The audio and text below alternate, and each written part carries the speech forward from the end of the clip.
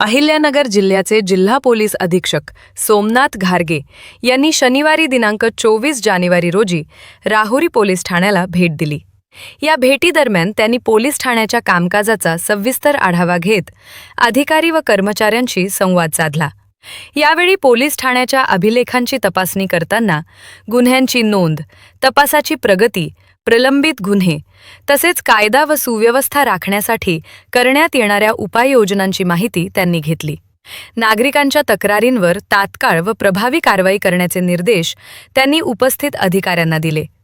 तसेच गुन्हेगारीवर अंकुश ठेवण्यासाठी गस्त वाढवणे, अवैध व्यवसायांवर कठोर कारवाई करणे, महिलांच्या सुरक्षिततेला प्राधान्य देणे आणि सायबर गुन्ह्यांबाबत जनजागृती करण्यावर विशेष भर देण्याच्या सूचना जिल्हा पोलीस अधीक्षक घारगे यांनी केल्या.